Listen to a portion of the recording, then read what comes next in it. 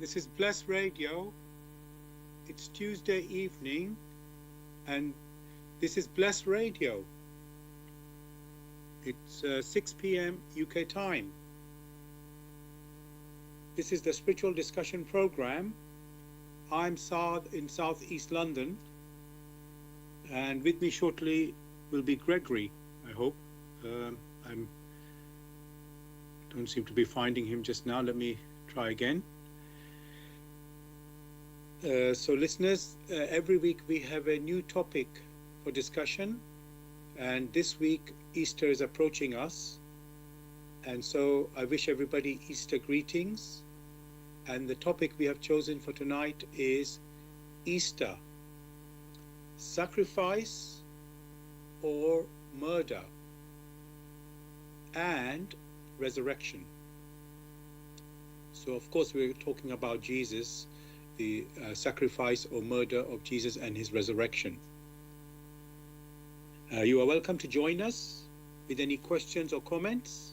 You can contact us on our UK number, which is 079 39 641 958. You can call, text, or use WhatsApp. And if you're outside of UK, it is 0044 79 39 641 958. Again, you can call, text, or use WhatsApp. And there's one other way to contact us, which is by going to the website where we are broadcasting. That is blessradio1, that's the number 1.com. If you scroll down the homepage, you'll come across a box called Bless Chat. There you can type in any questions or comments. I can welcome Gregory now. Gregory, how are you doing, and how is the weather where you are? Thanks. One is fine. It is very bright, but it's still cold. Okay. Here in London, it has been, I would call it overcast pretty much all day, but suddenly I see a bit of sunshine. And of course, in the Europe and in UK, the clocks went forward, so it would have been dark around this time. But we are actually seeing bright sunshine there. And I will say the temperature today, it's felt, let's say, mild. I won't say cold, but mild. So welcome, listeners, to this spiritual discussion program. I'm now going to begin with, what is the Grail Message? The Grail Message in the Light of Truth by Abrushin is a spiritual knowledge of life. It offers an explanation of the world, a picture of creation on the basis of natural laws. Its lectures contain valuable basic elements as a help in life. For through the knowledge mediated, the readers again brought closer to life and led back to God. The Grail Message deals with important fundamental questions of life by explaining in a clear and logical way the automatic working of the laws of nature, the whole weaving of creation, allowing every process to be recognized, and thereby the purpose of our whole life. It is directed at the individual and speaks to the innate experiences of the human being, their strengths and weaknesses. Thus, every reader has the opportunity to discover, through the intuitive perception, if what is stated is the truth. Combining with matter-of-fact reasoning, a complete world picture arises where there is no separation between the visible world and the great world beyond the five senses, nor any separation between scientific and religious striving for knowledge. I'd like to give you a couple of quotes from the author of the Grail Message, Abrushin. The hearer and reader of my lectures should always work within himself, keenly probing and building bridges from one lecture to the other, as well as out into the great and small world happenings. Only then will you be able to understand the Grail message and find that it gradually shapes itself into one complete whole without leaving any gaps. Again and again, in all the happenings, the reader will come back to the basic features. He can explain everything without having to change even one single sentence. The word of the Grail message lives so that it permits only those people who really carry the honest desire in their souls to find abundantly. All else is automatically rejected by it. For the arrogant and those who seek superficially, the message will remain the book with 7 seals. And I'd like to give you one more quote from the author. I wish to fill the gaps which have so far always remained unanswered in the souls of men, and which never leave any serious thinker in peace if he earnestly seeks for the truth. So, dear listeners, just to remind you, the topic tonight, being Easter week, is Easter, sacrifice or murder, and resurrection. That's Easter, sacrifice or murder, and resurrection. And of course, we're talking about Jesus' death and his resurrection. So, as usual, Gregory and listeners, I like to look up the meaning of the words in the topic so that we have something when we're discussing, we are on the same, kind of having same concept or understanding. So firstly, the word we have is Easter. And in the dictionary I found this meaning. It's a feast that commemorates Christ's resurrection and is observed with variations of date due to the different calendars on the first Sunday after the partial full moon. I'm going to ignore the last part. The real importance is just the first part, which is Easter is a feast that commemorates Christ's resurrection. Gregory, is that a good definition for our discussion? Well, thanks for this question. It's a very confusing definition, highly distorted. All right. Can you clarify what is we mean by Easter, or in our discussion that we are going to have, so that people can, not get confused? Strictly speaking, Easter has to do with events in nature, the change of state in nature, basically from that of towards the end of winter to spring. That is when Easter is considered. So nature with 4 seasons.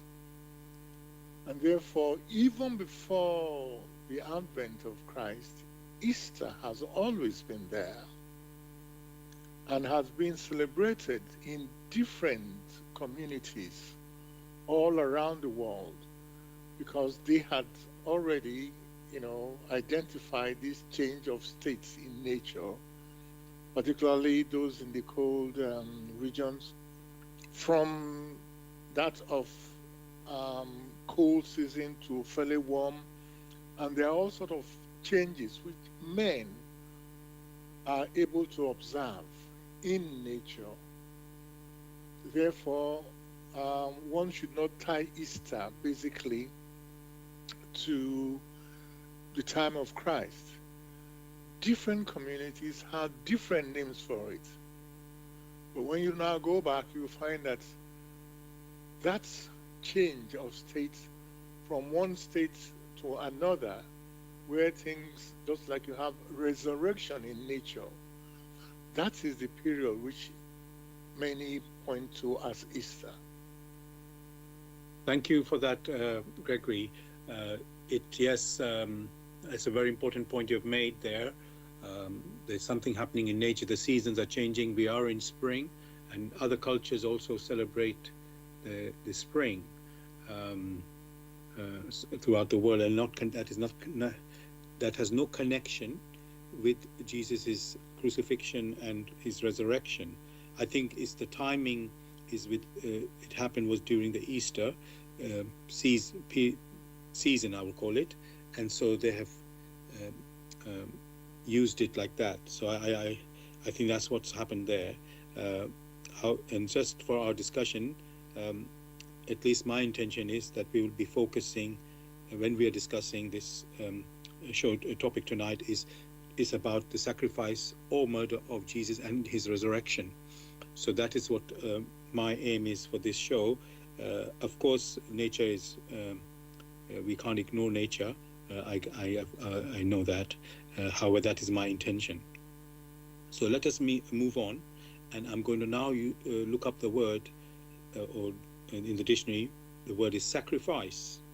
So I've got two meanings given there, or three even. It says the first one is the act of giving up or losing something of value for the sake of something else.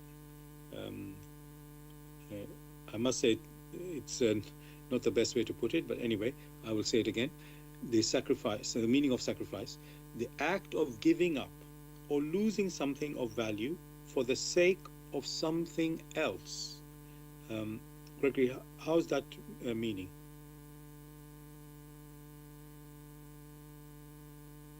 Oh, you're on mute, Gregory. You're on mute. Well, thanks. That is very precise in its definition, and therefore very usable. Okay, that's fine. Let me go to the next meaning for sacrifice. It says the act of slaughtering an animal or person or surrendering a possession as an offering to a deity. Strictly speaking, that is very narrow. Okay. The first definition gives a more intuitive perspective rather than the destruction of another, or the destruction or the murdering of animals, whatever one cares to call it. So the second definition is too restrictive and paints a very wrong picture, because there is absolutely no need to slaughter animals just because human spirits are happy, and they now consider that it's pleasurable to the Lord that gave them life. Thank you for that. Yes, it was a custom in the olden times, let's say, when human beings, well, at least when human beings sacrifice human beings. Animals, they still do it now, but it is not like for this just this killing the animal for the sake of killing. They pass it down to for consumption, you can say, to other fellow human beings. It's an act of charity. It can be in that way as well.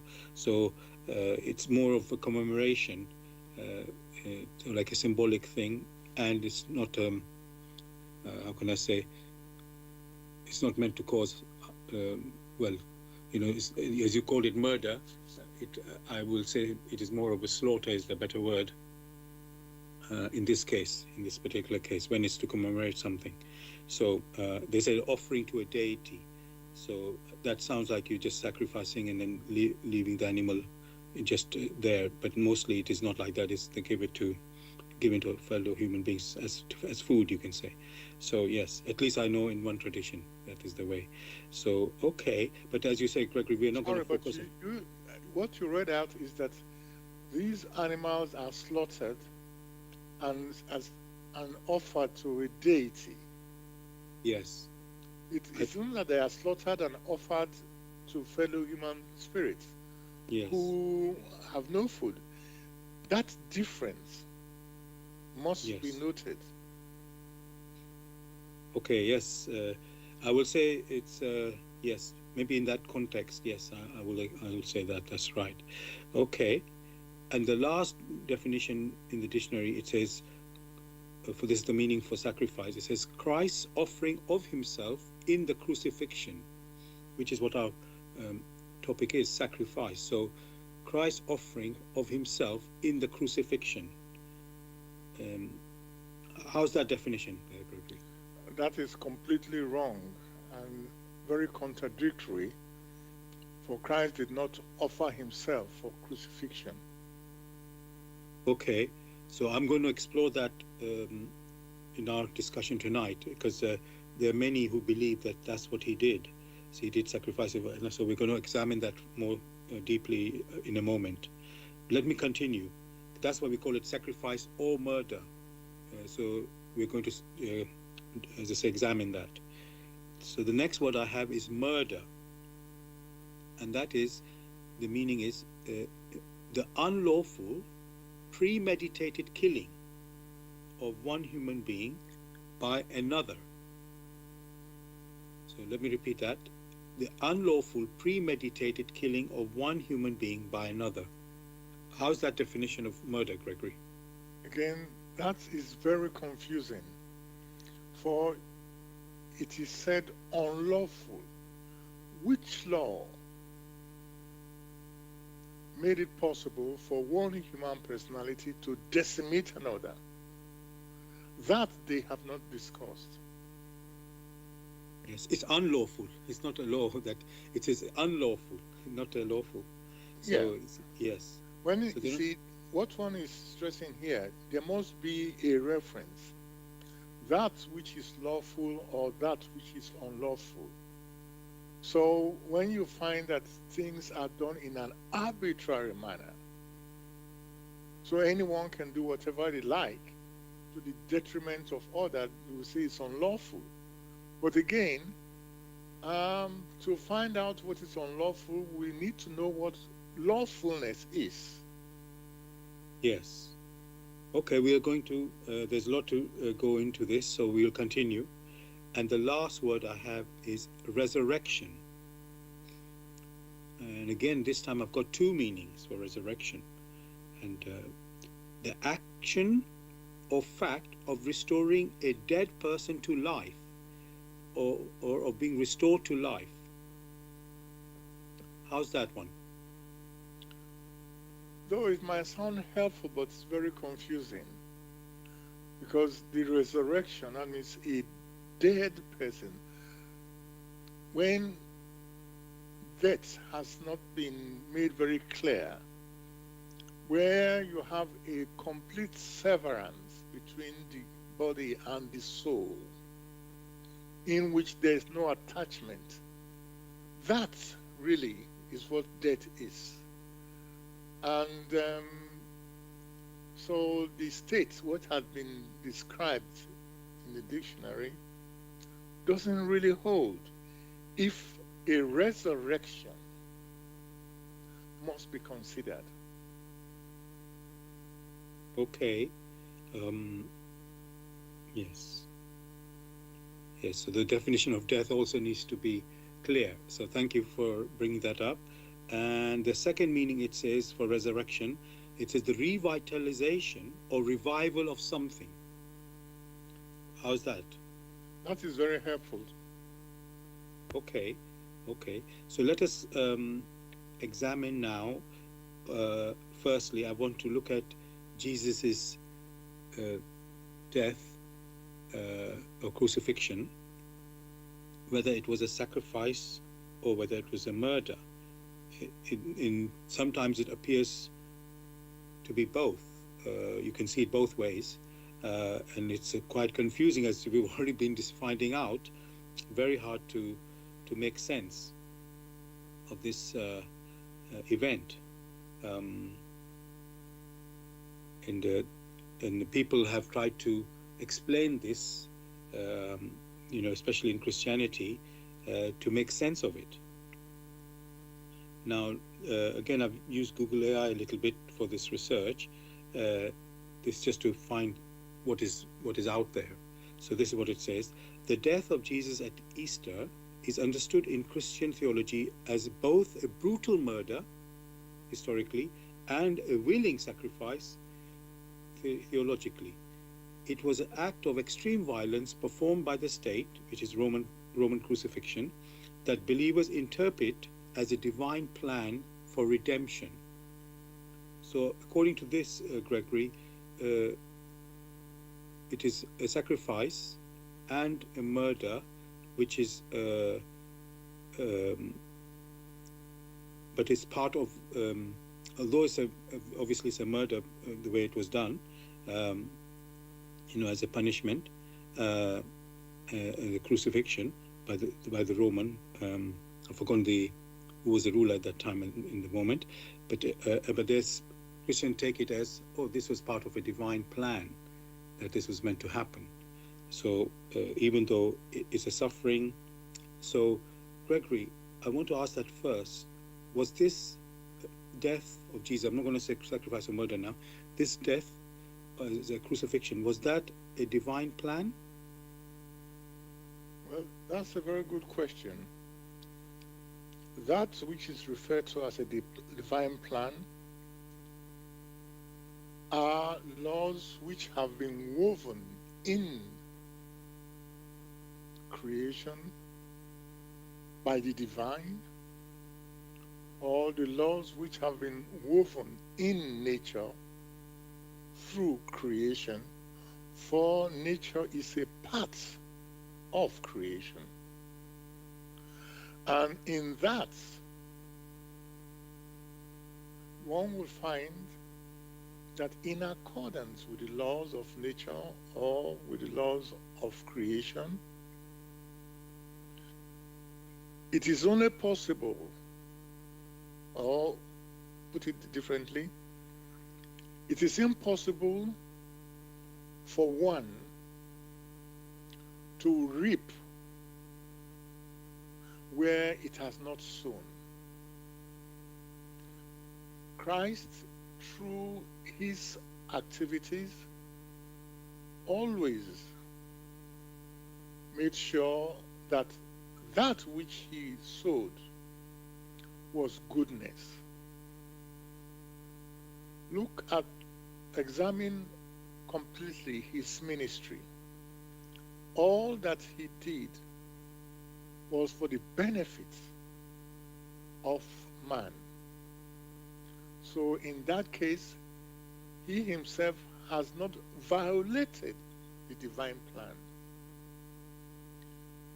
Then the question arises, how can the divine that had sent him to show men the path they need to follow, so in such a way that they can only do that which is upbuilding, that which is good, not that which is bad? How can the divine then say, he, the inborn Son of the Almighty, should be murdered? Many will have to answer these questions for themselves.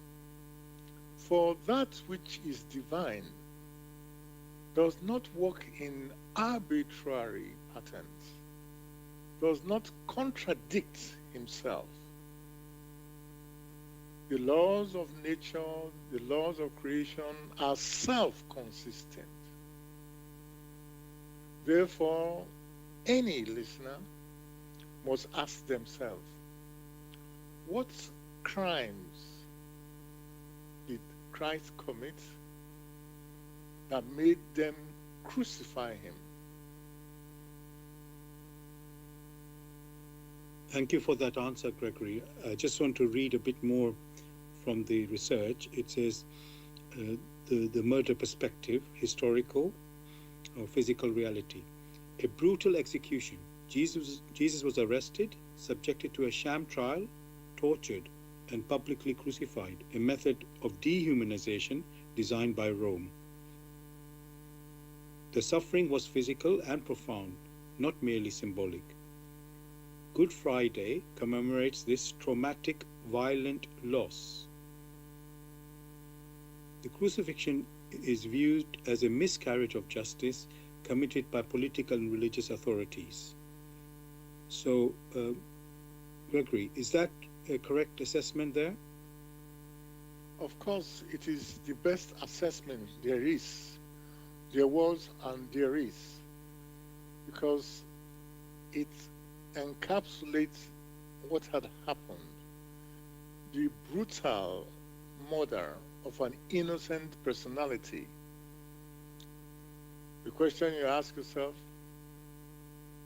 well, who are those who celebrate the brutal murder of someone who has been helpful to them through his advice?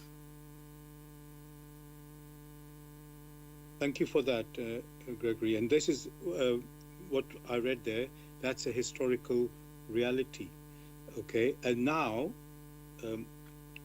let's say that has been interpreted by Christians as a sacrifice. So I just want to read that part of it now. They call it a voluntary act. Christians believe that Jesus was not merely a victim of circumstances, but that he willingly laid down his life. As stated in John chapter 10, verse 18, "No one takes my life from me. I lay it down of my own accord." His death is seen as an ultimate sacrifice, atonement for the sins of humanity, fulfilling the prophecies and replacing the need for animal sacrifices. So let me repeat that. Christians believe Jesus was not merely a victim of circumstances, but that he willingly laid down his life. As stated in John chapter 10, verse 18, "No one takes my life from me. I lay it down of my own accord." Gregory, I just want to concentrate on that for a moment. So they, according to what Jesus said there, no one takes my life from me. I lay it down of my own accord. So even if he was, we are saying, murdered historically, factually, but he said, nobody takes my life from me. I lay it of my own accord. So that makes you think that, as I say, he voluntarily came forward, and that would be sacrifice. So that doesn't make sense when you call it murder? Well, what does not make sense is the wrong reporting, wrong interpretations, everything jumbled up and presented as facts. What is correct with the belief, with that which the Christians believe, is that they talk of beliefs.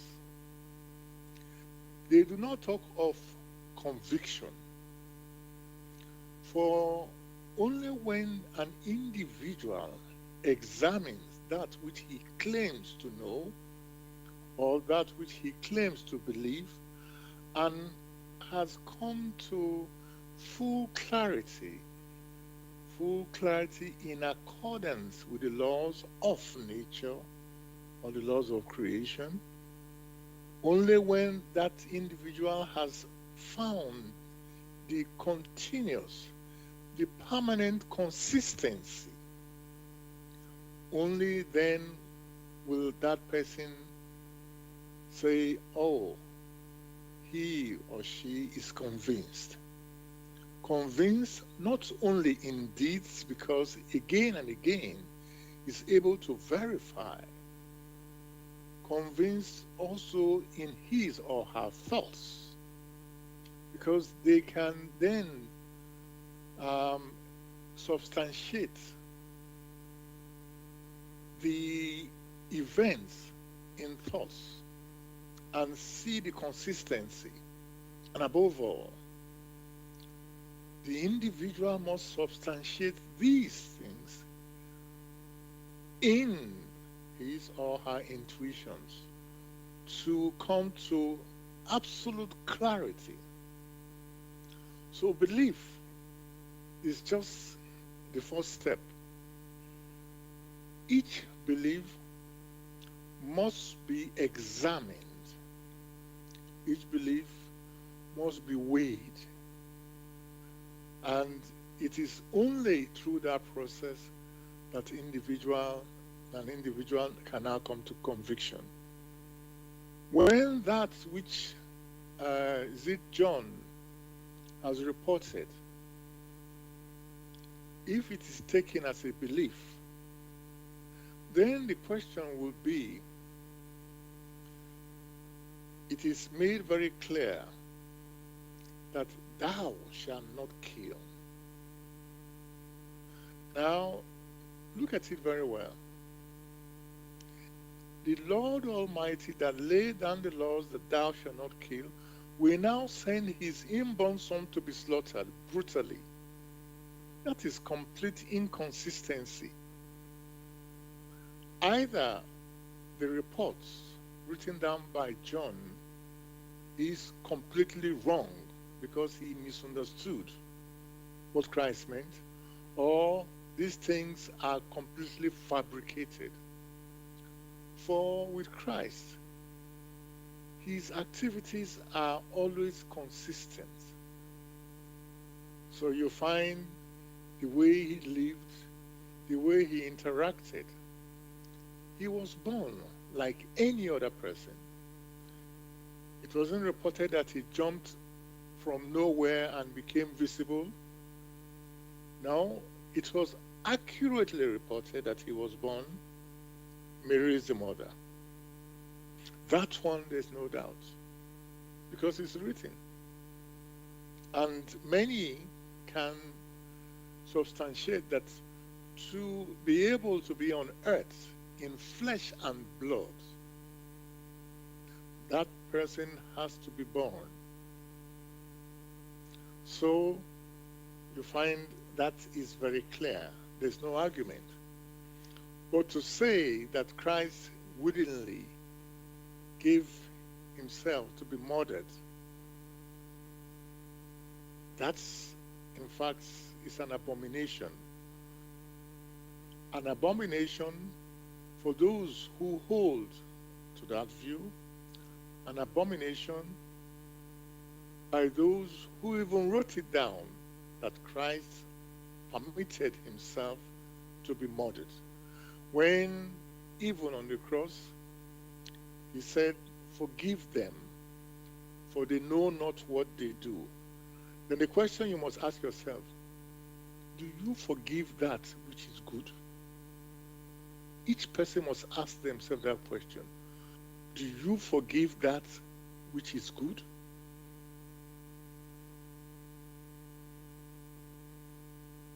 Thank you very much, Gregory, for your answer and explanation. And that last point, when Jesus said on the cross, that was on the cross when he was being murdered, "Father, forgive them, for they know not what they do." That cannot, as you say, be, if you're doing good, you wouldn't be asked to be forgiven or need to be forgiven. So obviously it means something wrong was going on. And I think we all know what is the wrong that was going on. So thank you for that. Dear listeners, I want to let you know you're listening to Bless Radio, and this is the Tuesday evening spiritual discussion program from 6 p.m. to 8 p.m. UK time. The aim of the show is to introduce you to the spiritual knowledge in the light of truth, the Grail Message by Abrushin. If you wish to know more about the Grail Message, or want to get a copy of the Grail Message for yourself, you can go to this website, which is www.grailmessage.com. I'll spell that. www.grail, Grail, message, MESSAGE.com. And the topic we're discussing tonight is Easter, sacrifice or murder, and resurrection. And of course that is about Jesus, his sacrifice or murder and his resurrection. If you wish to ask any questions or have any comments, you can contact us on our UK number, which is 079 39 641 958. You can call, text, or use WhatsApp. And if you're outside of UK, it is 0044 7939641958.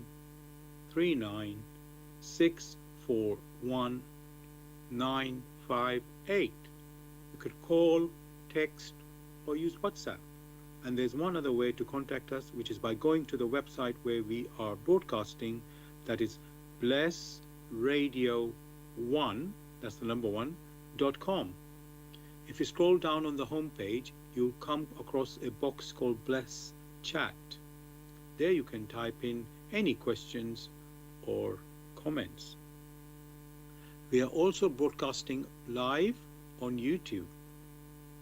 Go to youtube.com and type in the search box Bless Radio 1, that's the number one there, space Grail Message, space the topic for our show, which is Easter, sacrifice or murder, and resurrection. And then after the show finishes, which is 8 p.m. UK time, you can listen to a recording of this show also on YouTube. You go again to youtube.com and type in the same words in the search box, which are Bless Radio 1, that's the number one there, space Grail Message, space Easter, sacrifice or murder, and resurrection. And of course, you can listen to the recording of our previous shows also on YouTube. Thirdly, we are broadcasting on Zeno, that's ZENO.fm/radio/bless radio 1, that's the number one there. Now,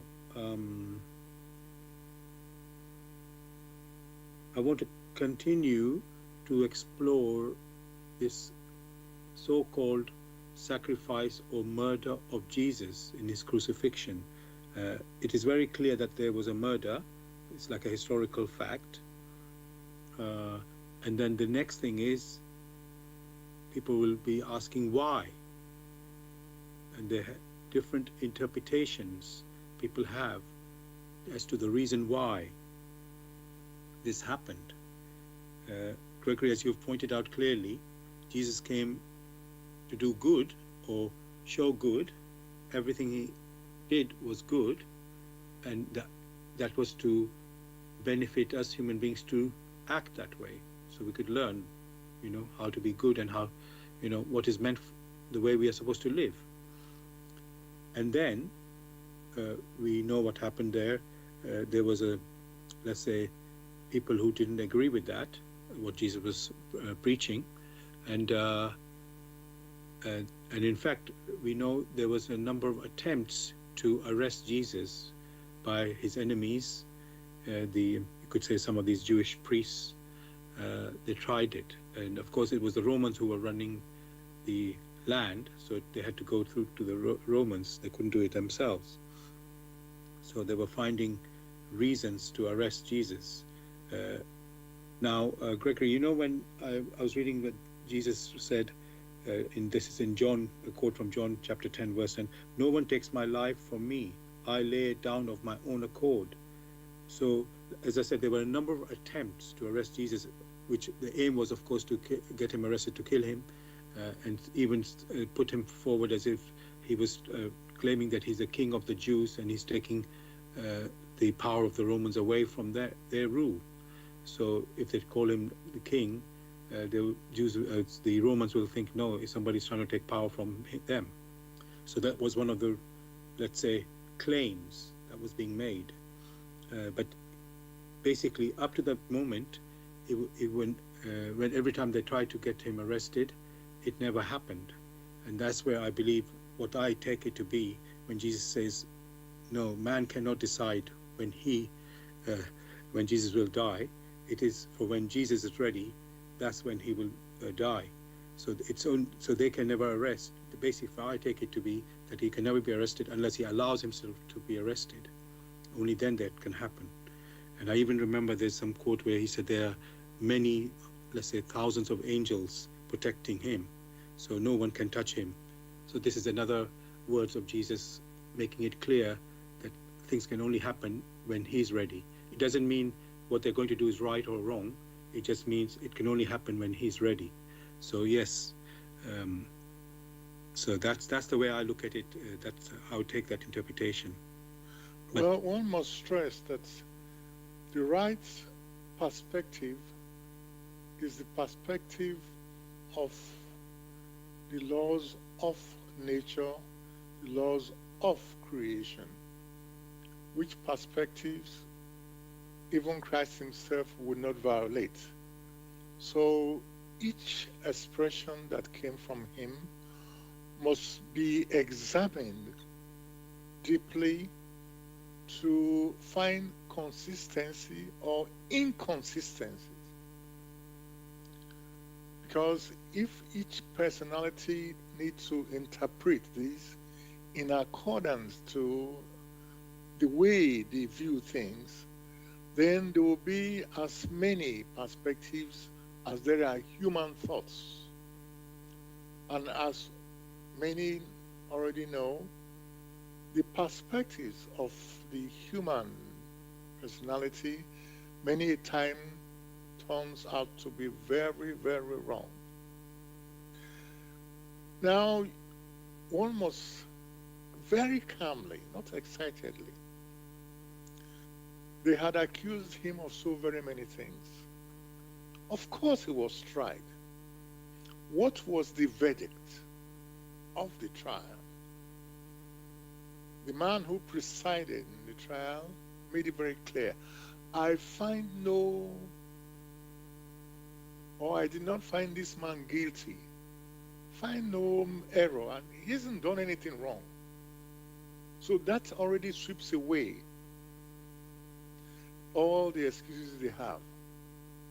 But one shouldn't stop there, because the trial judge has found no fault with the accused. But in accordance with the prevailing laws, which sometimes are arbitrary, he did ask them, should I set him free, or should I set the murderer free? Some other person who has committed so much. And their response, give us the murderer. All right? So you find the sacrifice. They prefer a murderer, a bad person freed, than someone who has not committed any crime freed. In all naturalness, he should have been allowed to go. But they insisted. And now the human spirit is turned around and say, he just permitted. That is not the case. They had to thrust nails in his hands. Not only that, you have the greatest mockery that you can ever conceive. A crown of thorns thrust on his head so that it will bleed. And then they forced him to carry a cross through which they were going to nail him. Very clearly, there is no excuse for human personalities. Those who accused him and those who keep holding on, there's absolutely no excuse. Whatever sins they said he made, that no one will dare touch me because they are angels, Of course the angels are there, and the angels know that the punishment which they are meting out on a good person is a result of their free will. Christ did not wish to go through this, but in accordance with the will of his Father. If someone is then nailed to the cross,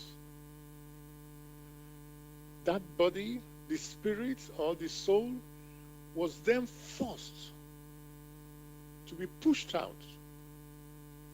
Christ didn't want to go through such. Therefore, all that is written in the scriptures, many must examine and weigh again and again in accordance with the laws of nature. For if those expressions violate the laws of nature, then they would not come from Christ. It would never, ever have prayed, even at the last moment, for many to be forgiven. For it's so very clear. There was a thief, or there were two thieves, one on the right and one on the left. And one who looked at him, although being a despicable figure, he said, you haven't done anything wrong. But we know how wicked we have been, and pleaded. You could see how Jesus responded to him. Whereas the other one, who in his wickedness swore at him, again, that is the free will of man. It is that free will of man that Christ himself had to respect.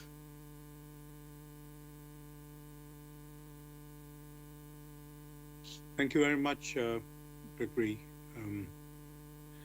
for this answer. And in fact, I wasn't even asking the question at that moment, but you came into it, so that for your explanation there, and making it very clear, because there is a consistent story and interpretation which is clear, as long as you stick to the principles which are the laws of nature.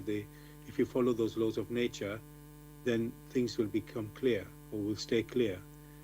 If you deviate from them,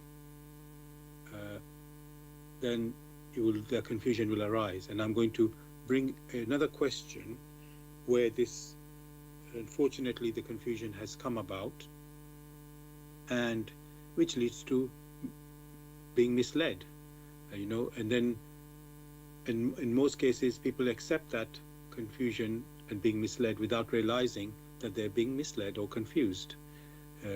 So let me go to that other point that I would like to bring up.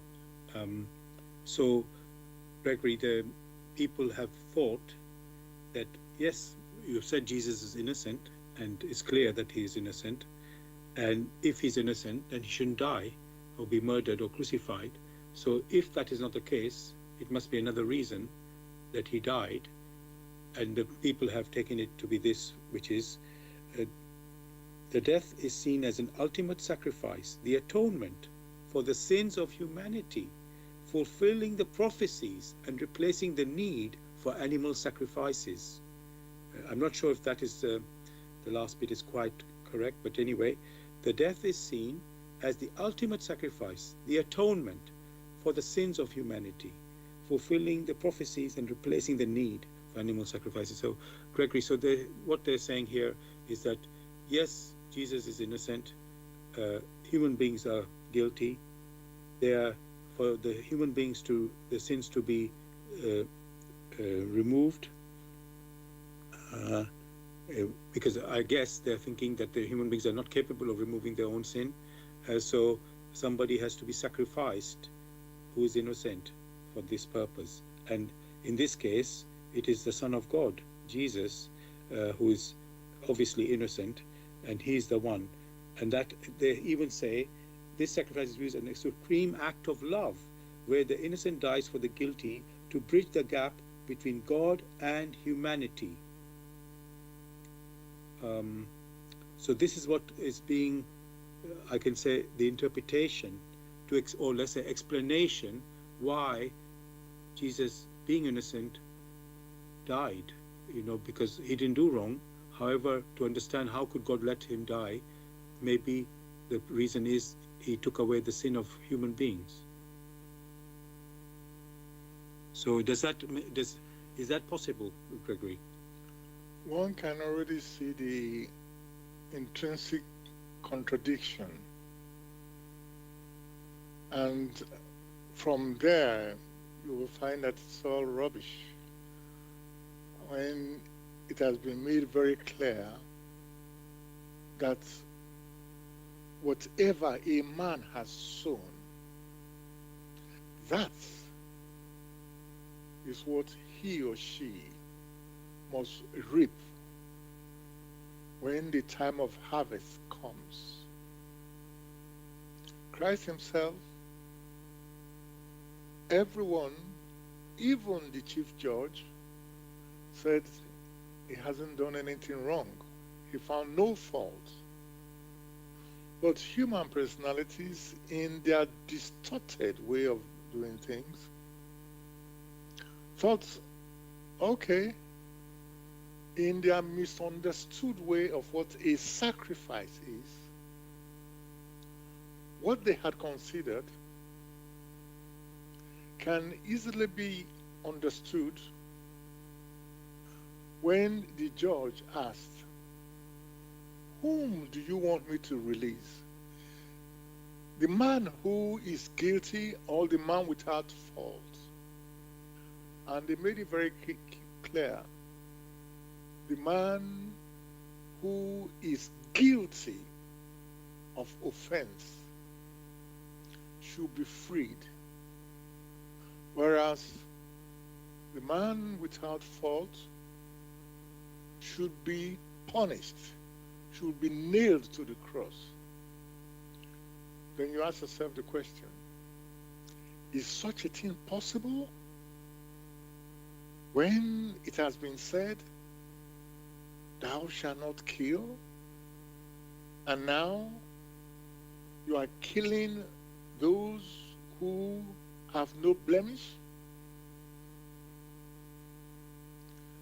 Many do not still understand what the laws of nature or the laws of creation are.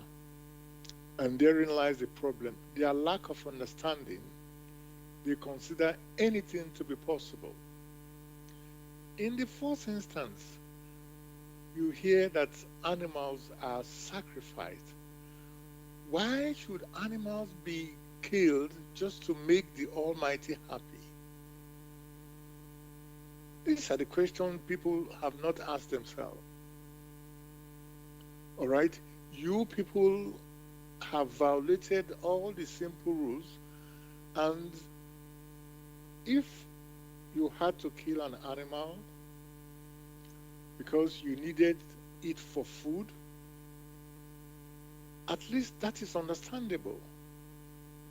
But to decimate an animal to please another, or to please him who gave you life, and to consider the love of the Almighty. The problem has always been the wrong perspective, what they understand by love. Love which considers the welfare and the well-being of the individual. Ask yourself, how can the torture and the thrusting of nails into somebody's hands and feet, how can the thorns which are forced into his head, and it's been mocked as these are the crowns, such wicked deeds, you must ask yourself, is that the well-being? Is that the welfare? How could then that be something which is good to the glory of the Almighty? It is best that many who hold such views should be reminded in lunatic asylums. For strictly speaking, that's where they belong. Because that which drives them to even consider such must be a very evil influence a very evil personality to permit such wicked interpretation that he himself that sent you someone to lead you out of self-created or to lead you out of paths which lead you into the depths and allow you to rise up high. Not only did you reject the advice he gave, you nailed him to the cross. And what then happened? You said, you nailed him to the cross.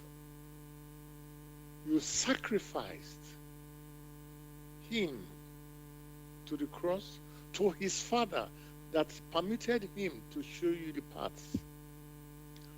From whatever angle human personalities may look at it, it is inconsistent. Not only is it inconsistent, it is wicked and is mockery of the highest order. It can never hold, and it does not hold. For many, a human personality must seek diligently, must strive aright to understand what love is, which love concerns only the well-being and the welfare of the individual.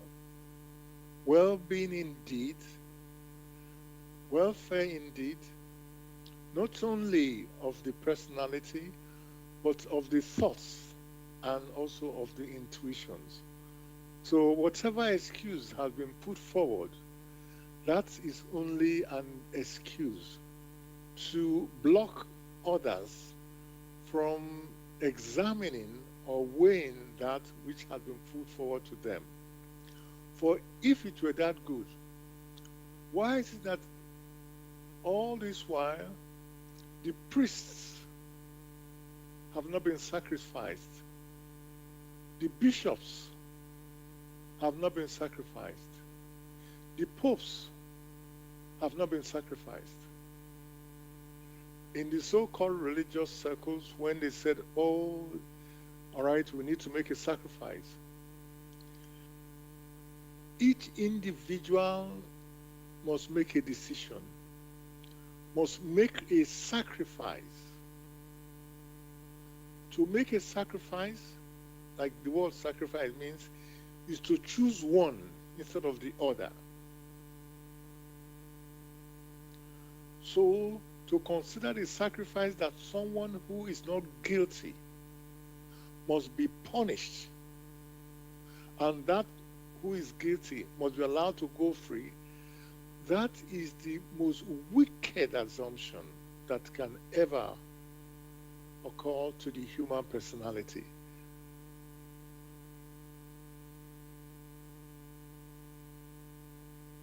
Thank you very much, Gregory, for again making clear explanation about, that sacrifice it could never be, and murder it was 100%, because sacrifice doesn't make any sense. It's inconsistent with justice, inconsistent with the laws of nature. It's only a wrong understanding, a wrong interpretation of the events which happened to Jesus when he was crucified, that wrongly crucified, So that's how we know that is murder. And as you've given some other sort of evidence of it as well. It was Pontius Pilate, just to say, who was the, you could say, taking the trial of Jesus with the Jews who brought him forward. So that's the man who was making the judgment. And he said, as you said, he also found, I don't find anything wrong with Jesus. So that's clear. So thank you for that. Now, there's something, let me do that in a moment. I just want to, before I do that, I just want to let the listeners know you're listening to Bless Radio, and this is the Tuesday evening spiritual discussion program from 6 p.m. to 8 p.m. UK time. The aim of the show is to introduce you to the spiritual knowledge in the light of truth, The Grail Message by Abrushin. If you wish to know more about the Grail Message or want to get a copy of the Grail Message for yourself, you can go to this website, which is www.grailmessage.com. And yes, the topic that we are discussing for tonight, being Easter this week, it is Easter, sacrifice or murder, and resurrection. That's Easter, sacrifice or murder, and resurrection. That's of course of Jesus. If you have any questions or comments, you can contact us on our UK number, which is 079 39 641 958. You can call, text, or use WhatsApp. If you're outside of UK, it is 0044 79 39 641 958. Again, you can call, text, or use WhatsApp. And there's one other way to contact us, which is by going to the website where we are broadcasting. That is Bless Radio 1, that's the number 1.com. If you scroll down on the home page, you'll come across a box called Bless Chat. There you can type in any questions or comments. And we are also broadcasting on YouTube. Go to youtube.com and type in the search box Bless Radio 1, that's the number 1 there again, space Grail Message, space the topic of our show, which is Easter, sacrifice or murder, and resurrection. That's Easter, sacrifice or murder, and resurrection. And after this show finishes, you can listen to a recording of this show again on YouTube with the same search words, which are Bless Radio 1, that's the number 1, space Grail Message, space Easter, sacrifice or murder, and resurrection. And of course, you can listen to recording our other previous past shows also on YouTube. Thirdly, we are broadcasting on Zeno, that's ZENO.FM /radio/Bless Radio 1. That's the number 1 there again. Now, listeners and Gregory, I would like to read something from the Bible just to show, people say, oh, Jesus performed miracles, and that some people may think, oh, that means he had the power to do things, you could say, outside the laws of nature or creation. And so I would like to read something. This is only to we get to explore it rather than answer the question at the moment. So this is from Matthew chapter 4, verses 1 to 11. Then was Jesus led up to the Spirit into the wilderness to be tempted of the devil. And when he had fasted 40 days and 40 nights, he was afterward hungered. And when the tempter came to him, he said, If thou be the Son of God, command these stones be made bread. But he answered and said, It is written, Man shall not live by bread alone, but by every word that proceeded out of the mouth of God. Then the devil taketh him up into the holy city, and setteth him on a pinnacle of the temple, and saith unto him, If thou be the Son of God, cast thyself down, for it is written, He shall give his angels charge concerning thee, and in their hands they shall bear thee up, lest at any time thou dash thy foot against a stone. Jesus said unto him, It is written again, Thou shalt not tempt the Lord thy God. Again the devil taketh him to an exceeding high mountain, and showeth him all the kingdoms of the world, and the glory of them, and saith unto him, All these things will I give thee, if thou wilt fall down and worship me. Then saith Jesus unto him, Get thee hence, Satan, for it is written, Thou shalt worship the Lord thy God, and him only shalt thou serve. Then the devil leaveth him, and behold, angels came and ministered unto him. So, Gregory, and listeners, there's a story here of the devil coming up to Jesus and tempting him. And Jesus refused to do any of the, you could say, requests by the devil. Let me just say it briefly. The first one, it was turning stones into bread. And the second one, it says, it was taken up to a city, holy city, and the devil asked Jesus to fall down from there, and the angels would, carry him so that he wouldn't die. And then and Jesus replied to that, Thou shalt not tempt the Lord thy God. And then he did a similar thing, the devil asking Jesus to jump off the mountain.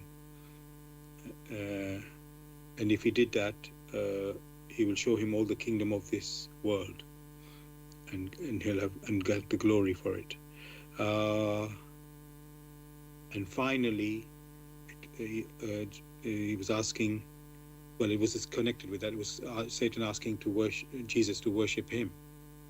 So, as I say, all of these things that Satan tried, and Jesus refused to do any of them. And my question on this, Gregory, is, could Jesus have performed these, I'm going to use the word miracles, in reality? Or, yes, could that have happened in reality, turning stone into bread, breaking the fall from a height, and yes, that sort of thing. Could Jesus have done those, call it miracles? First, there were three demands. One wouldn't say requests from the devil, and it's no good to rush through them. Therefore, it would be good to take them one by one, and then consider the perspective that must be seen. See from the light. Else, you will find that everything will be jumbled together. May I then request that the first demand from the devil, can you read that out again? Yes. The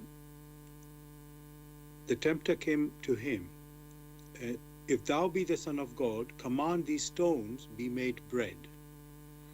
Okay. And he answered, okay, I was going to say, yeah. But there was an expression before that. Okay. Okay. Let me just read up to this point, so we just go to fully this from the beginning. Then Jesus led up of the Spirit into the wilderness to be tempted, tempted of the devil. Sorry, that is where I'm going. Led in spirit. Therein lies the key. Led Jesus in spirit to the wilderness. So that which must be considered within the realm of the spirit. He led him to the wilderness, and he made, one would not say a request, but a demand. Command these stones to be turned into bread. The question must be, which stones? The stones which the tempter cleverly was referring to was the stony attitude of the human personalities whom Jesus has come to show the path. Command them. But if it were that straightforward, that command could have been given in spirit, in the spiritual realm, by the Almighty Himself. But the Almighty already granted the human personalities the free will to decide. So there was no need to command the human personalities whose hearts have turned into stone. So the tempter was not referring to the stones in the desert, but it's a metaphor, it's a pun considering the stony attitude, the hard attitude of the human personalities who have turned away that which is of stone, which is not alive. That is what the tempter was referring to, asking Jesus to command them. These same personalities that Jesus Himself had come in gentle deeds, reminding them, understanding that they themselves, the human personalities, possess the free will to decide how to move, where to move to. But Jesus, understanding the pun, what lies behind it, that the tempter was considering, he himself gave an answer. Okay? And now you can understand the type of answer which he gave. Please, could you read that answer out? Yes. But he answered and said, "It is written, man shall not live by bread alone, but by every word that proceeded out of the mouth of God." Thank you. The words that proceeded out of the mouth, that is the living will of the Almighty, which has been hewn into creation, which now manifests as the laws of nature. So Christ turned it back to him and pointed out to the living will of the Almighty, the laws of creation, through which the human personality itself was granted the free will to be or not to be. So from that sense, one can now understand what Lucifer, what the tempter was driving at, and in clarity how Jesus himself responded in spirit to the tempter. So the tempter was not considering the wrong attitude which was there, which the human spirits had already burdened themselves. He already knew. He wouldn't ask them. He knew they wouldn't even think any deeply. That you still have that these things are read out and many still do not understand it and even ignore the circumstance because they said in spirit. And in spirit, you're not going to, the bread in spirit, which is food for the spirit, that which is food for the spirit is the living word of the Lord Almighty. That is the food it needs. That is the drink it thirsts for. That is how it is, and not otherwise. May we look at the second part of it? Yes. The devil taketh him into the holy city, and setteth him on the pinnacle of the temple, and saith unto him, If thou be the Son of God, cast thyself down, for it is written, He shall give his angels charge concerning thee, and in their hands they shall bear thee up, lest at any time thou dash thy foot against a stone. Jesus said unto him, or do you want to respond to that? But you can go on. Yeah, Jesus said unto him, It is written again, Thou shalt not tempt the Lord thy God. Again, you will find that in spirit, that is on the line, he took him to the temple, took him to some of the highest points in the world of matter. The temple there is referring to the castle. From there, he looked down and said, okay, jump down. Of course, Jesus himself, who knows fully well what these laws are, and said, look, I walk in accordance with the laws of the Father. Now you are asking me to violate them, to make jumps. How can you ask the Son of the Almighty to make jumps within the laws of creation? The laws through which you yourself left the divine realm to help those who are not very well acquainted with the laws of nature, the laws of creation. That's to make jumps into these laws instead of allowing things to go a step by step.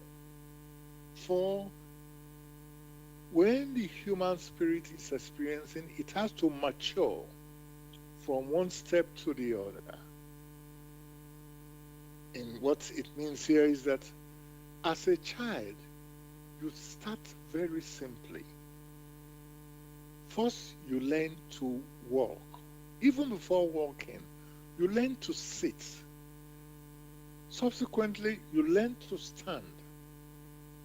Then you learn to take the first step. And then you walk before you start running. What Lucifer, or the tempter, was planning is make jumps. Make that jump. You don't need to do all these things. Just make a jump. And Christ, using the same pawn, turned round in spirit and reminded him, I must act in accordance only with the will of the Almighty that sent me. That is what he was referring to. Thank you very much again, Gregory, for that. What I'm going to do is, the other one is so similar to the one you've already talked about. So I'm going to move on now, and let's talk about the resurrection of Jesus after his crucifixion. Now, I'd like to read from the Bible the story. Now, there's in each of the four New Testaments, Gospels, I should say, Matthew, Mark, John, and Luke. There's an account of that. They're similar, let me say, and I'm going to pick one of them now. I think I would like to read, I think it's from John. Let me just make sure. Yeah, here we go. So this is, it's called the empty, John chapter 20, and it's titled The Empty Tomb. Early on the first day of the week, while it was still dark, Mary Magdalene went to the tomb and saw that the stone had been removed from the entrance. So she came running to Simon Peter and the other disciple, the one Jesus loved, and said, "They have taken the Lord out of the tomb, and we don't know where they have put him."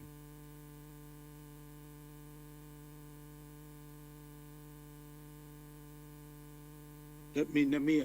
There's something not written here which I would like to read actually. So let me not go and read this one. Apologies, because there's another account which is just not there. So let me go to. I think it's in Matthew or Mark actually. Here, there you go. To make sure. Yes, I hope I've got. Yes. I must admit that all the accounts are slightly different. But the gist is the same. So this is now Mark chapter 16, and it is titled, Jesus Has Risen. When the Sabbath was over, Mary Magdalene, Mary, the mother of James, and Salome brought spices so they might go to anoint Jesus' body. Very early on the first day of the week, just after sunrise, they were on their way to the tomb. And they asked each other, "Who will roll the stone away from the entrance of the tomb?" But when they looked up, they saw that the stone, which was very large, had been rolled away. As they entered the tomb, they saw a young man dressed in a white robe sitting on the right side, and they were alarmed. "Don't be alarmed," he said. "You're looking for Jesus, the Nazarene, who was crucified. He has risen. He is not here. See, the place where they laid him. But go tell his disciples and Peter, he is going ahead of you into Galilee. There you will see him, just as he told you." Trembling and bewildered, the women went out and fled from the tomb. They said nothing to anyone because they were afraid.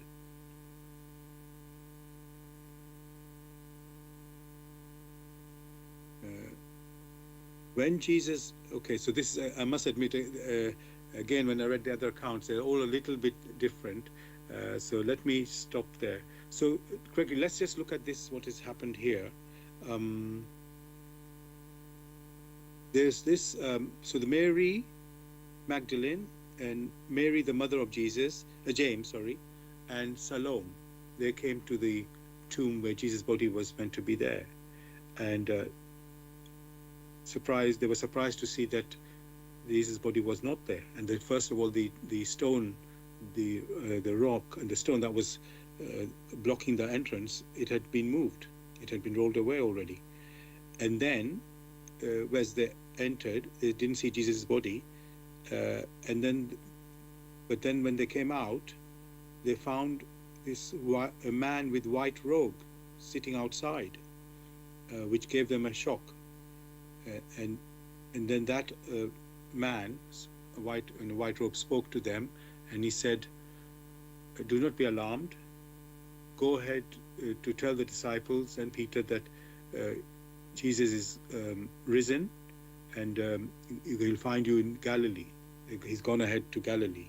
So first thing, Gregory, I want to ask,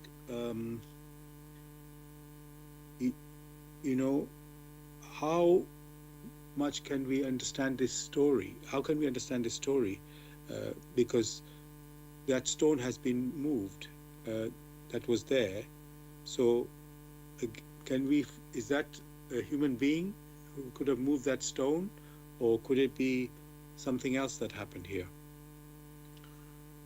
The stone was moved, that's a fact. So the stone could have been moved by human personalities who loved Christ so much and didn't want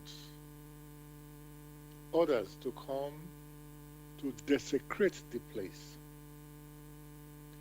The possibility is there that human personalities who were devoted to Christ made that activity in connection with also the beings in nature. And that being the case, the stone being moved, you have the scenario in which those that went, Mary Magdalene or Mary, the mother of Christ, were so moved deeply within them, such grief opened their inner eyes, and they were able to perceive someone in white who sat at that entrance. When they first got there, there was no mention of someone in white. That's why when they then came out and they found someone in white, they were afraid.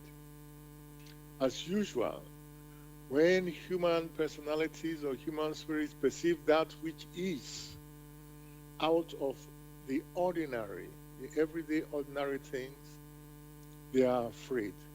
Just like the time of Christ, when Christ was born, the first advice given from the light by the angels, it was, be not afraid. Be not afraid, because many human spirits lives in fear of that which it does not understand. But they were assured to go to Galilee, or to go towards Galilee, and that the Lord has gone towards that area, has risen. Of course, when you have the scenario in which the soul has been severed from the physical body, you have that scenario that the soul being lighter, it rises. It's no more tethered to the physical body. So Christ was still around on earth and went towards that area of Galilee where he was going to speak with the disciples who, due to their states of shock, for they were deeply moved, because the Master, whom they had loved with all their hearts, was so brutally taken away from them, the Master who had done no wrong. So one will find these scenarios again and again. It is important that for many who wish to understand the framework of creation, of nature, that framework may also be examined through the work in the light of truth, the Grail Message of Abrushin. Again and again, the striving human personality who wishes to know, in weighing and examining each phrase, each paragraph, and comparing these, what he has taken in, with the happenings in nature, in deeds, that individual will come to a finer understanding in accordance with the laws of nature. Thank you very much, Gregory, for this explanation. Just want to make one correction. The three women in Mark 16 are Mary Magdalene, Mary, the mother of James, not Jesus, and Salome. That's the three women mentioned who went to the tomb of Jesus. I'm going to continue this a little in a moment, and before I do that, I just want to let the listeners know you're listening to Bless Radio. This is the Tuesday evening spiritual discussion program. The aim of the show is to introduce you to the spiritual knowledge in the light of truth, the Grail Message by Abrushin. If you wish to know more about the Grail Message or want to get a copy of the Grail Message for yourself, you can go to this website, which is www.grailmessage.com. I'll spell that. www.grail, Grail, message, MESSAGE.com.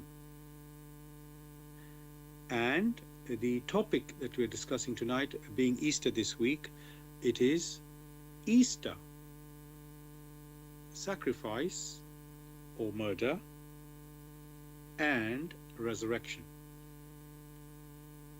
So that's the topic tonight, is Easter, sacrifice or murder, and resurrection. Of course, it's about Jesus.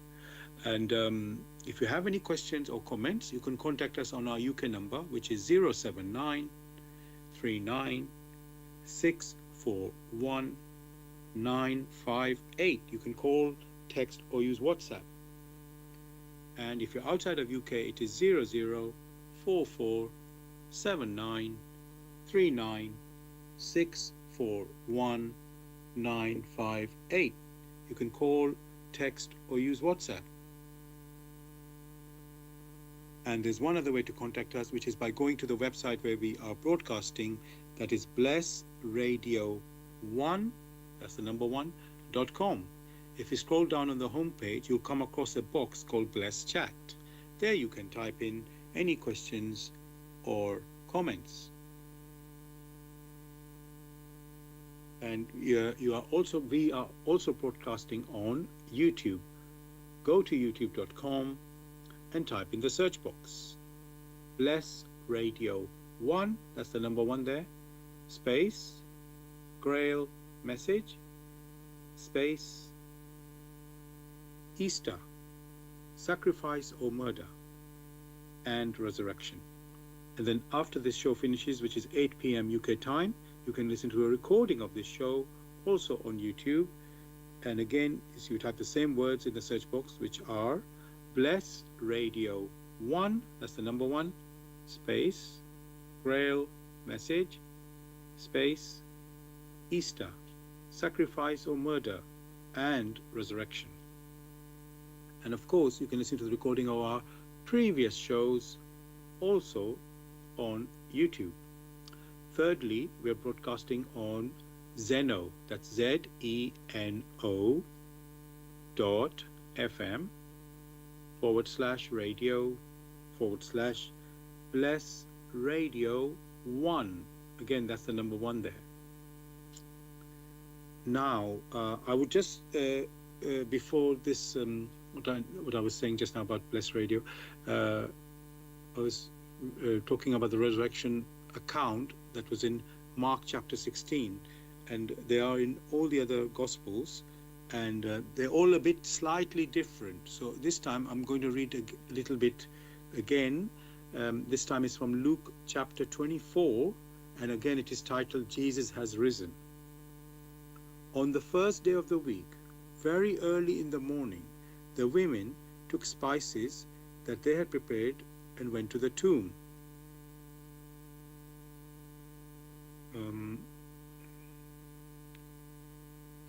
Yes, they found the stone had rolled away from the tomb. But when they entered, they did not find the body of Jesus, the Lord Jesus. While they were wondering about this, suddenly 2 men in clothes that gleamed like lightning stood beside them. In their fright, the women bowed down with their faces to the ground. But the men said to them, "Why do you look for the living among the dead? He is not here, he has risen. Remember how he told you while he was still with you in Galilee. The Son of Man must be delivered over to the hands of sinners, be crucified, and on the third day be raised again." Then they remembered his words. When they came back from the tomb, they told all these things to the 11 and all the others. It was Mary Magdalene, Joanna, Mary the mother of James, and the others with them who told this to the apostles. But they did not believe the women, because their words seemed to them like nonsense. Peter, however, got up and ran to the tomb. Bending over, he saw the strips of linen lying by themselves, and he went away, wondering to himself what had happened. On the day to Emmaus, now the same day, two of them were going to a village called Emmaus, about 7 miles from Jerusalem. They were talking with each other about everything that had happened. As they talked and discussed these things with each other, Jesus himself came up and walked along with them, but they were kept from recognizing him. He asked them, "What are you discussing together as you walk along?" They stood still, their faces downcast. One of them, named Cleophas, asked him, "Are you the only one visiting Jerusalem who does not know things that have happened there in these days?" "What things?" he asked. "About Jesus of Nazareth," they replied. "He was a prophet, powerful in the word and deed before God and all the people. The chief priests and our rulers handed him over to be sentenced to death, and they crucified him. But we hoped that he was one who was going to redeem Israel. And what is more, it is the third day since all this took place. In addition, some of our women amazed us. They went to the tomb early this morning, but didn't find his body. They came and told us that they had seen a vision of angels who said he was alive. Then some of our companions went to the tomb and found that it is just as the women had said, but they did not see Jesus." He said to them, "How foolish you are, and how slow to believe all the prophets how slow to believe all that the prophets have spoken. Did not the Messiah have to suffer these things and then enter his glory?" And beginning with Moses and all the prophets, he explained to them what was said in all the scriptures concerning himself. As they approached the village to which they were going, Jesus continued on as if he were going farther. But they urged him strongly, "Stay with us, for it is nearly evening. The day is almost over." So he went in to stay with them. When he was at the table with them, he took bread and gave thanks, and broke it, and began to give to them. Then their eyes were opened, and they recognized him, and he disappeared from their sight. They asked each other, "Were not our hearts burning within us while he talked with us on the road and opened the scriptures to us?" They got up and returned at once to Jerusalem. There they found the 11 and those with them assembled together, and saying, "It is true, the Lord has risen and appeared to Simon."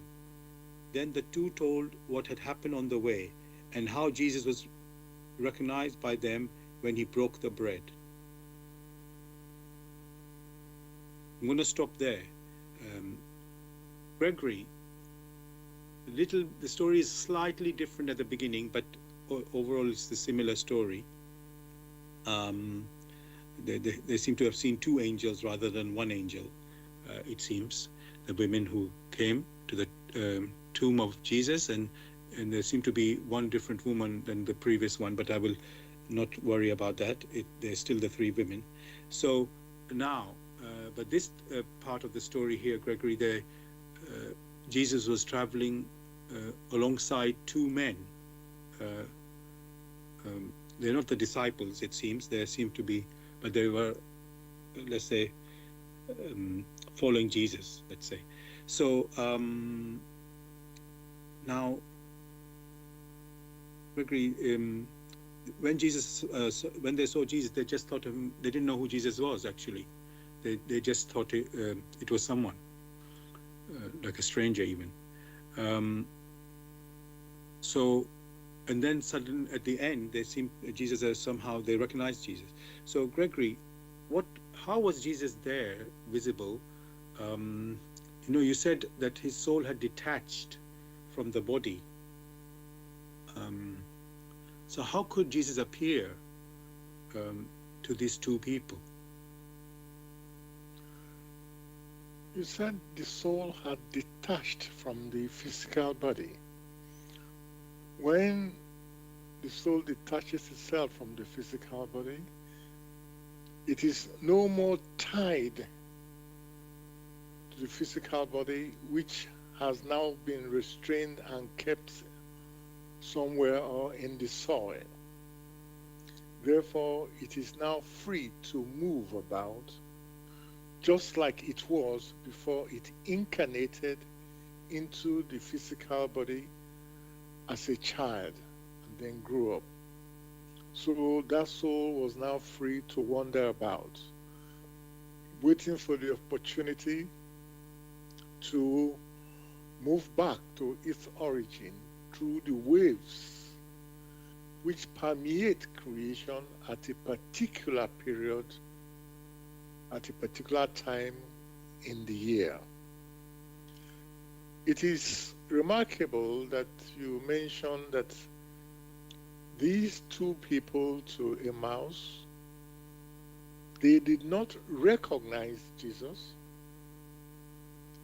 and when they even got to their house or to their abode, they pleaded with him to stay around with them.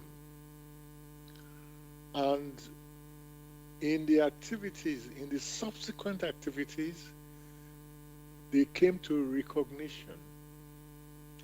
That already tells the individual that it was not the physical body which they had known that they were experiencing. It was the non-physical body, because subsequently he said it just vanished. Those two individuals, because of what had happened in the form of a shock, because of the events of the previous days, in their quest, their inner eyes were opened. That their inner eyes were opened doesn't mean they were able to recognize Christ yet, until something familiar which Christ had done, it was then they were able to recognize. So there was the cognitive object. That object was the figure of Christ.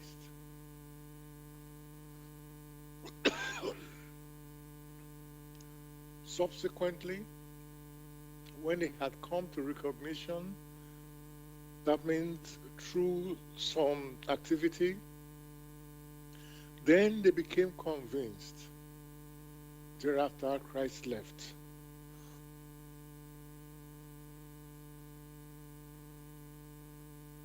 Thank you. It wasn't that Christ left as such, but because they have come to recognition, their inner sensing came back to the earth.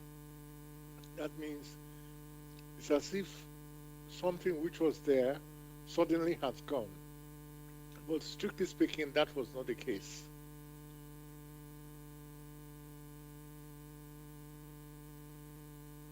So, yes, and Gregory, we are talking about resurrection. So, what is the resurrection really? Because, if you can put, because people have this understanding, or let's say, interpretation that Jesus' physical body was resurrected and he was walking around in his physical body after the crucifixion. But you have said that no, his soul was detached from the body. So, can we make sense of that when people think that resurrection is the resurrection of the physical body? Did that really happen? Or what is the resurrection? That is completely out of the question. There was no resurrection of the physical body because there had been a severance of the soul. The threads which connect the soul to the physical body had been severed. And therefore, that's bringing back the physical body to be moving around. That was completely out of the question. But he was, having severed those connections, he was still around to move from one place to the other, just as it was before he was born. He is still the same Christ. He is still the same Jesus, being able to move from one place to the other through his thoughts, through his intuitions. Therefore, that so-called resurrection, the way human beings perceive it, is but a morbid interpretation,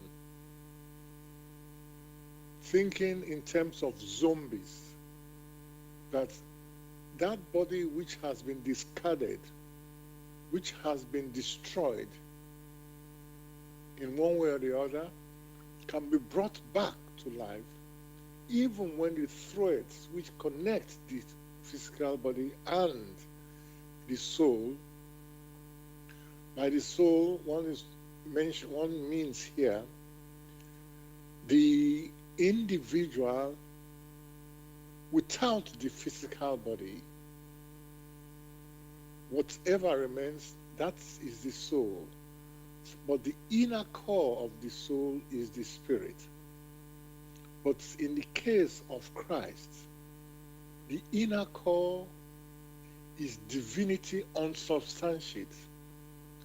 More of this, a discerning individual may weigh and examine using the laws of creation or the laws of nature and the walk in the light of truth will be of great assistance in coming to terms and understanding the weavings of nature, the weavings of creation, and those who do the weavings.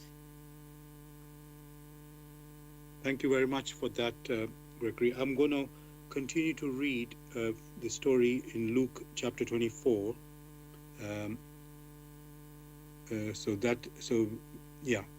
It's titled Jesus Has Risen. So this is from Luke, chapter 24, and now we're going to continue from verse 36, which is the title of this section is Jesus appears to the disciples. While they were still talking about this, Jesus himself stood among them and said unto them, Peace be with you. They were startled and frightened, thinking they saw a ghost. He said to them, Why are you troubled, and why do doubts rise in your minds? Look at my hands and my feet. It is I myself. Touch me and see. A ghost does not have flesh and bones, as you see I have.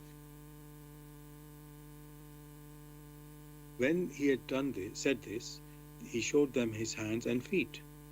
And while they still did not believe it, because of joy and amazement, he asked them, "Do you have anything here to eat?"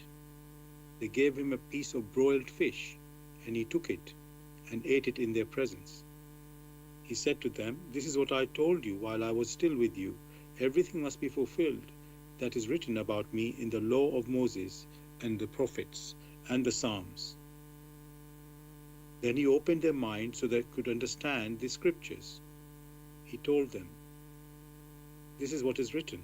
The Messiah will suffer and rise from the dead on the third day, and repentance for the forgiveness of sins will be preached in his name to all nations, beginning at Jerusalem. You are the witnesses of these things. I'm going to send you what my Father has promised, but stay in the city until you have been clothed with power from on high."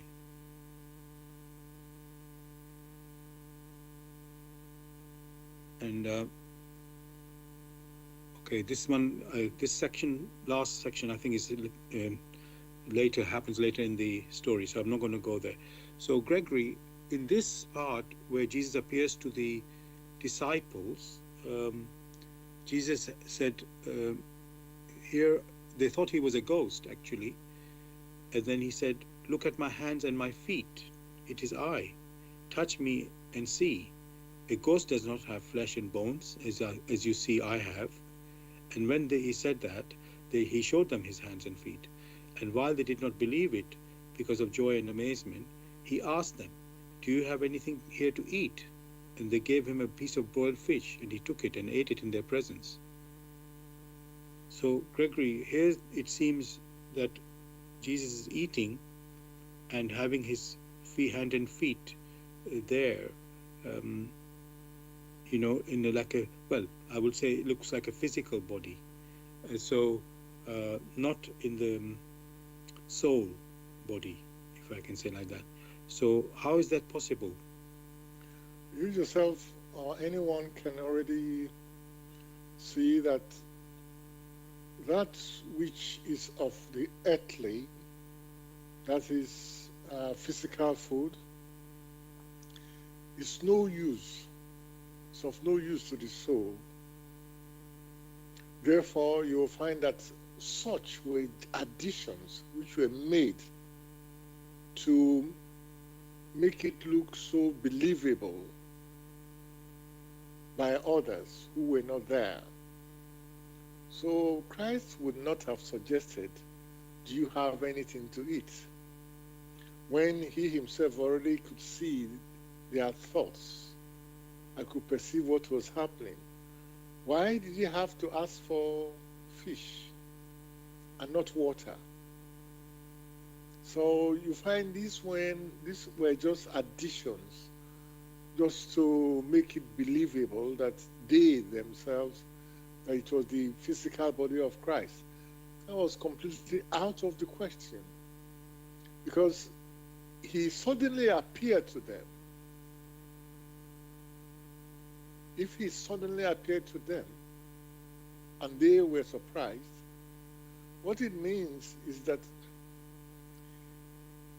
he had, along the line, through the discussions he had with them, even before he passed on, granted them the opportunity to have their inner eyes opened in the problems which they had, in the grief which they held, in the sufferings which they were undergoing. Their inner selves opened, and suddenly, just like the 3 women that went to the grave where he was buried, because you have that the grief was so much, their inner sensing opened, and they could perceive of him. Some could even see him, not only hear him. In that case, he was able to mediate to them of the living world. And in that, and subsequently, many came to understand the living world more and more.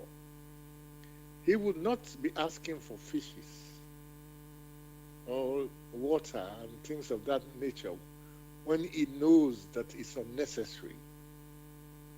So the individual must separate what Christ really did.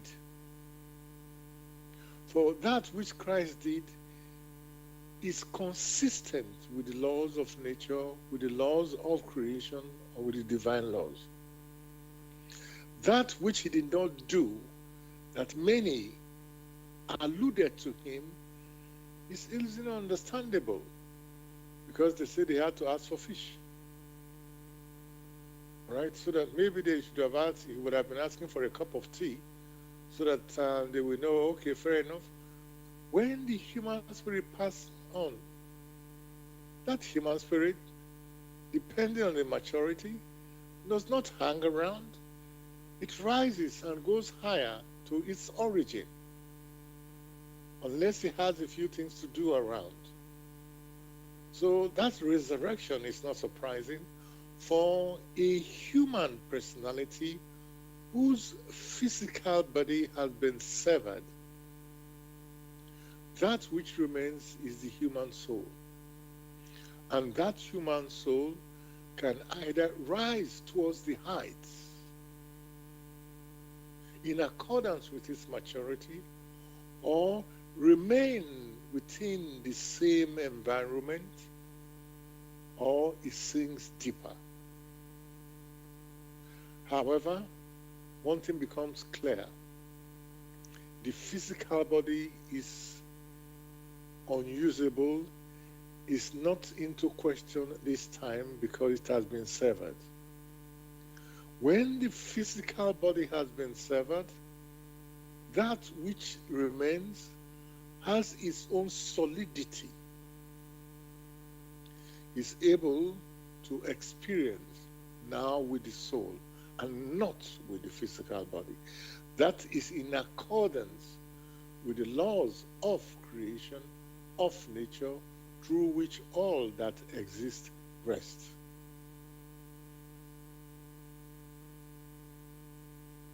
Thanks a lot, Gregory, for this explanation of this reading from this section of the Bible, Luke chapter 24. Now, dear listeners, we've come to the end of the show tonight, so I would like to just read from the foreword of the Grail Message, which is titled, For Your Guidance. The bandage falls, and belief becomes conviction. Liberation and redemption lie only in conviction. I'm addressing earnest seekers only. They must be able and willing to examine this matter objectively. Religious fanatics and irresponsible enthusiasts may hold aloof, for they are detrimental to the truth. As for the malevolent and prejudiced, they shall find their sentence in the very words. The message will strike only those who still carry within them a spark of truth and the yearning to be true human beings. To all such it will become the shining light and staff. It will lead them unswervingly out of all the chaos of the present-day confusion.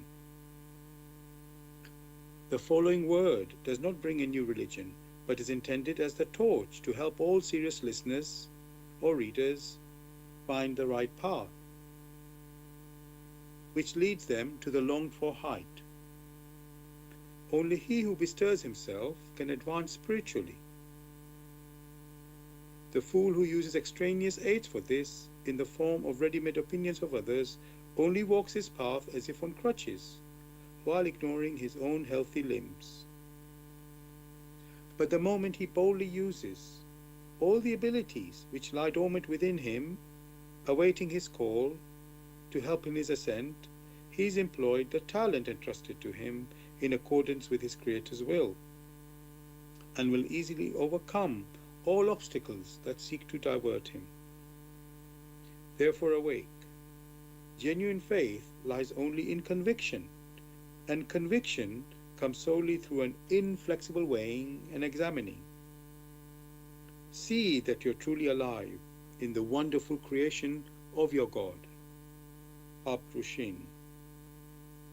So, dear listeners, if you wish to know more about the Grail Message or want to get a copy of the Grail Message for yourself, you can go to this website, which is www.grailmessage.com.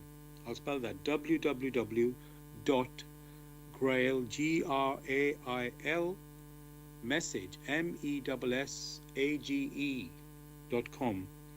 And I hope you have enjoyed tonight's discussion for the Easter, which is sacrifice or murder and resurrection. We'll be back next Tuesday, as usual, 6 p.m. to 8 p.m. UK time with another topic. I'm going to ask Gregory, is there anything you'd like to say to the listeners to say goodbye? Wishing everyone a happy Easter ahead. Thank you. Same for me, listeners. Happy Easter ahead, and we have a beautiful week. Take care. Good night.